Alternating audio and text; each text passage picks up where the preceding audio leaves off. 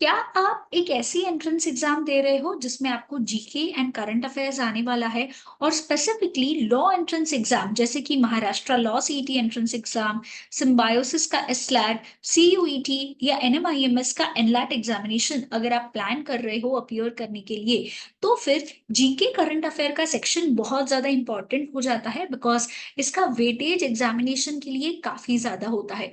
और ये एक ऐसा पार्ट होता है जिसका कोई डिफिनेशन नहीं है कि इतना ही पार्ट आने वाला है।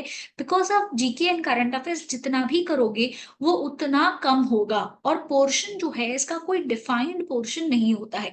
बट इस वीडियो में हम लोग देखेंगे कि जीके करंट अफेयर्स में स्पेसिफिकली स्टैटिक जीके जो है इसकी प्रेपरेशन कैसे करनी है, कौन से इंपॉर्टेंट टॉपिक्स है जो फ्रीक्वेंटली इन एग्जाम्स में पूछे जाते हैं और इम्पॉर्टेंट हो जाएंगे from the examination point of view. And current affairs के भी कुछ कोर एरियाज देखेंगे एंड ये भी देखेंगे कि इनकी प्रेपरेशन जो है हमें कैसे करनी है, कौन से सोर्सेस जो है हमें रेफर करने हैं और हमारी प्रेपरेशन करने के लिए हमें जो है कितना वक्त लग सकता है और ये इंपॉर्टेंट टॉपिक्स को कैसे हम कवर कर सकते हैं। तो गाइज, जीके करंट अफेयर्स जैसे कि मैंने आपको बताया बहुत वास्ट होता है। तो स्टैटिक जीके अगर मैं बात करूं तो इसमें आपको history, geography, economics, Indian polity and miscellaneous जो है वो पढ़ना है। चलिए एक एक करके डिटेल में समझते हैं कि तीनों के लिए जो है यहाँ पे कैसे प्रेपरेशन करनी है। तो अगर हम हिस्ट्री की बात करें guys, history is divided into three parts: ancient history, medieval history and modern history. Ancient history मतलब कि आपको स्टोन एज पीरियड जो है इसके बारे में जानकारी होनी चाहिए। इंडस वैली सिविलाइजेशन हमारे लिए इंपॉर्टेंट हो जाएगा कि कैसे सिविलाइजेशन प्रोसेस स्टार्ट हुआ, कौन से इंपॉर्टेंट सिटीज थे, ट्रेड कैसे हुआ करता था, एटसेट्रा। फिर वेदास हमारे लिए इंपॉर्टेंट हो जाएंगे, अलग अलग प्रकार के वेदास।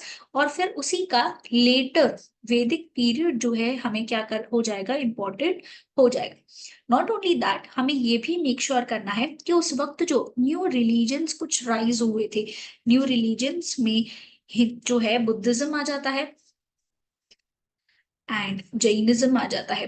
ये हमें आइडिया होना चाहिए इनके बारे में और कैसे महाजन पद जो है ये फॉर्म हुए थे। महाजन पद जो है ये फॉर्म होने के बाद धीरे धीरे करके सिविलाइजेशन जो है और बढ़ते गया।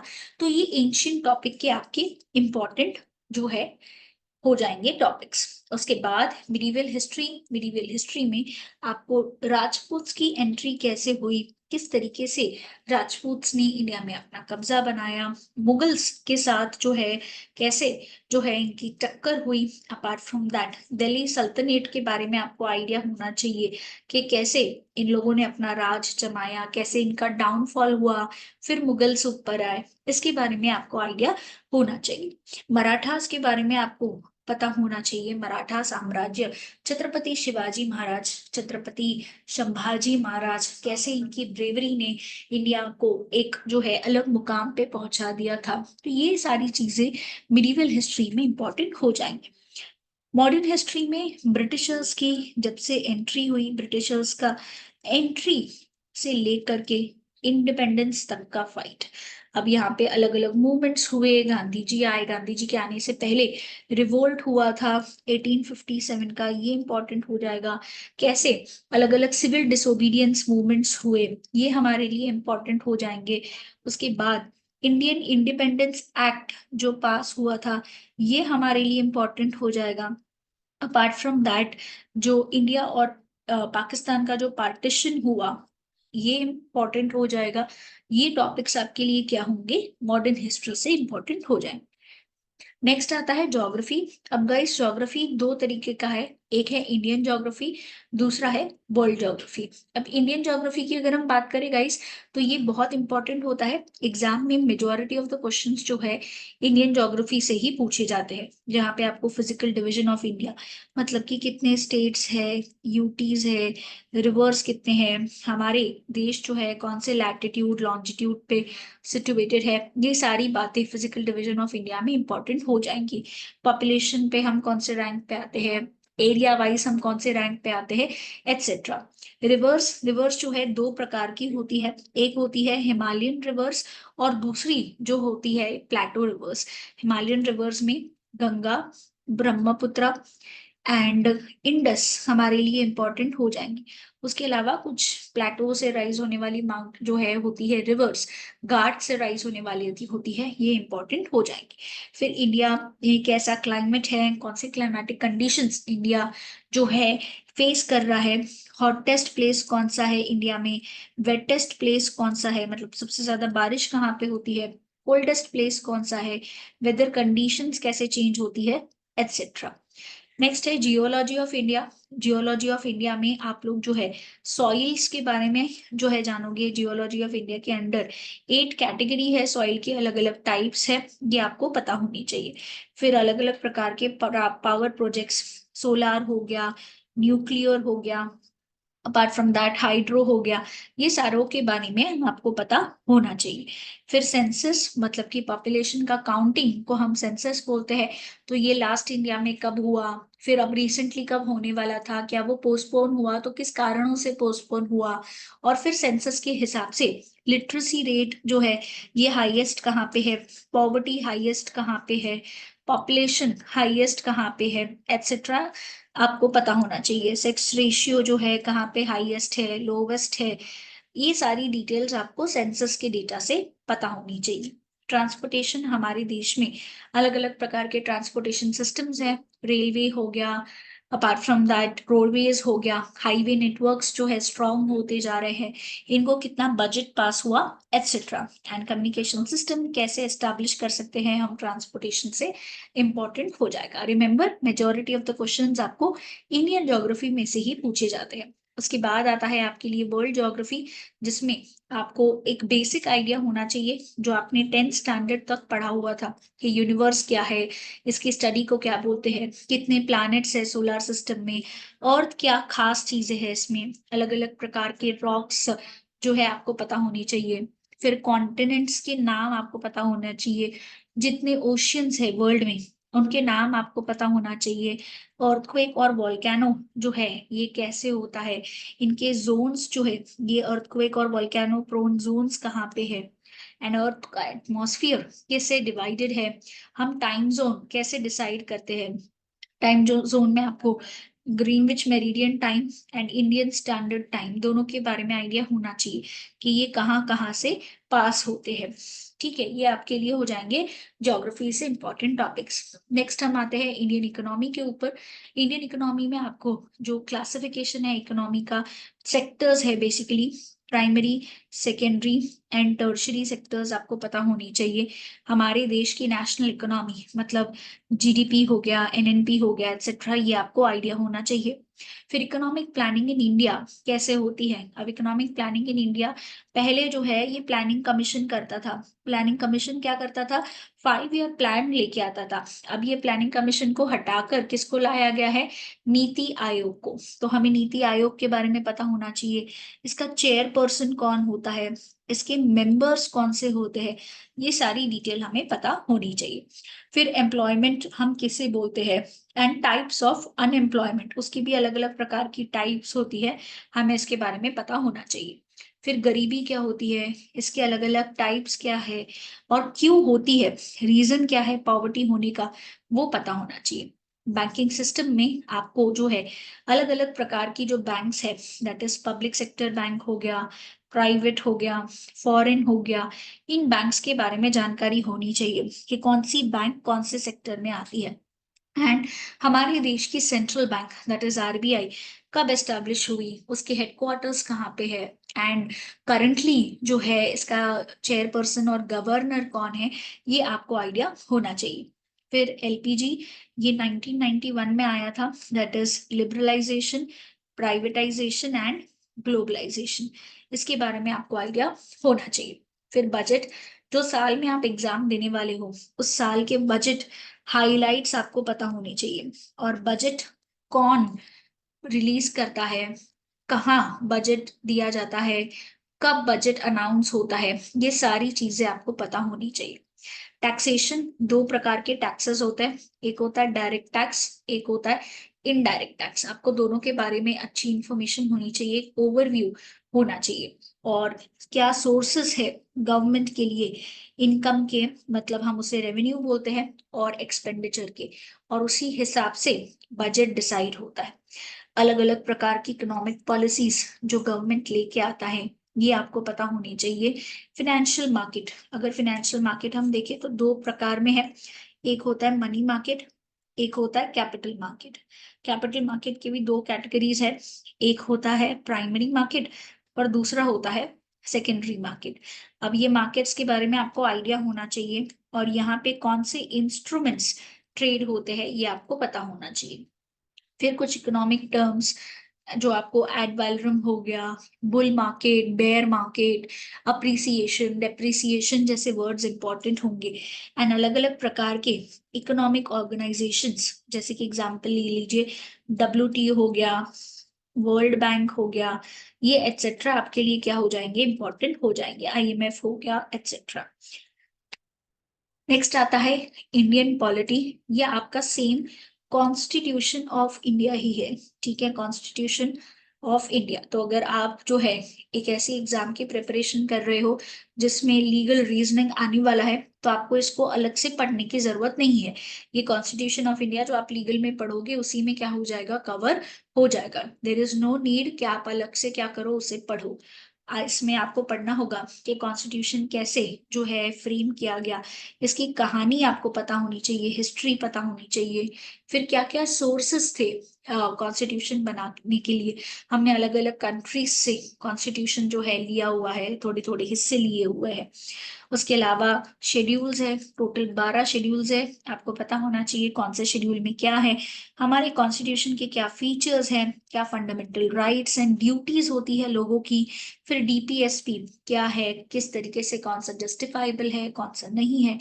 फिर जो एग्जीक्यूटिव है हमारे देश के, जो कानून को एग्जीक्यूट करते हैं, जैसे कि president, governors, vice president, prime minister, council of ministers etcetera, तो इन्हें कौन अपॉइंट करता है, कैसे अपॉइंट करता है, इनकी एलिजिबिलिटी जो है ये क्या है, अगर इन्हें निकालना है तो फिर हम उसे बोलते हैं इम्पीचमेंट, तो ये कैसे हो सकता है।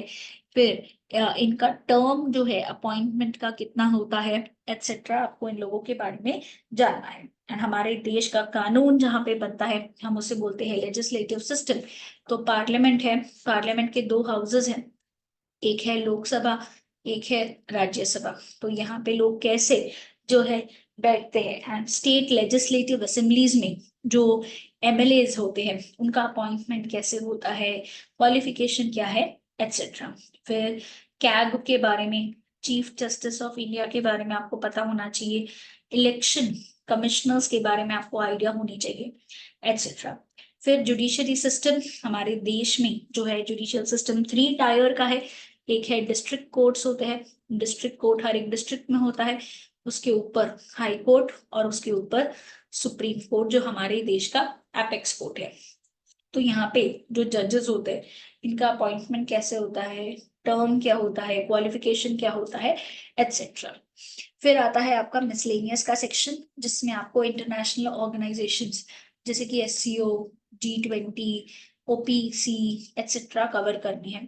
गेम्स और स्पोर्ट्स, अलग अलग प्रकार की prizes and awards, Nobel prize हो गया, ऑस्कर्स हो गए एटसेट्रा।